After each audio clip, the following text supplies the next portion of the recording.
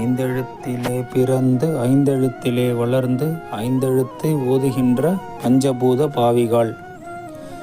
இந்த 5 எழுத்துங்கிறது நம்ம எல்லாருக்கும் தெரிஞ்சது தான். ந, ம, சி, வ, ய. நனா மண்,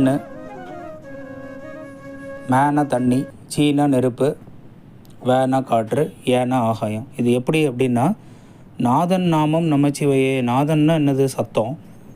சத்தத்துக்கு பேர் தான் நமச்சிவையே அப்படின்றாங்க. It is not about religion, it is not about caste or anything. It is only about the nature. எப்படி அப்படின்னா, மண்ணை நம்ம ஓங்கி குத்தணும்னு வச்சுக்கோங்களேன். ஒரு கடப்பாறையாலேயோ இல்லை எதனாலேயோ குத்திக்கிட்டே இருந்தோம் அப்படின்னா அந்த சத்தத்தை ரொம்ப உள்ளார்ந்து கவனித்தோம் அப்படின்னாக்கா நங்கு நங்கு நங்குங்கிற சத்தம் வரும். தண்ணி ஓடுற சத்தத்தை நம்ம நல்ல ஆழ்ந்து கவனித்தோம் அப்படின்னா தண்ணி சலசலன்னு ஓடாது, மங்கு மங்கு மங்கு மங்குன்னு தான் ஓடும். அதே மாதிரி நெருப்பு சீன்னு சீரும், காற்று வேன்னு இருக்குது காற்றுடைய சவுண்டு. அது மாதிரி ஆகாயம், இடி, மின்னல் இதனுடைய சவுண்ட்லாம் ஏன்னு இருக்குது. இதனுடைய பெயர் தான் நமச்சிவாய. இந்த நமச்சிவாய அப்படிங்கிற எழுத்தில் 5 எழுத்தில் ஓர் எழுத்து அறிந்து கூற வல்லிரேல் அஞ்சல் அஞ்சல் என்று நாதன் அம்பலத்தில் ஆடுமே.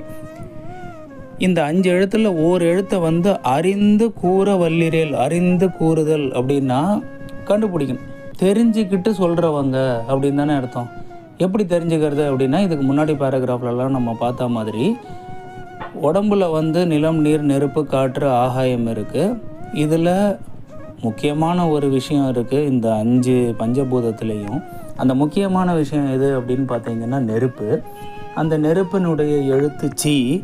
அந்த சி உடம்புல எங்கே இருக்குது, அந்த நெருப்பு எங்கே இருக்குது அப்படின்னு தெரிஞ்சுக்கிட்டு நமச்சிவாய அப்படிங்கிற இந்த ஒரு வார்த்தையை சொல்லக்கூடியவங்க 5 எழுத்தில் ஓர் எழுத்து அறிந்து கூற வல்லிரேல் அஞ்சல் அஞ்சல் என்ற நாதன் அம்பலத்தில் ஆடுமே. அது உங்களுக்கு தெரிஞ்சிடுச்சு அப்படின்னா அந்த சத்தம் எதில் ஆடுதான்?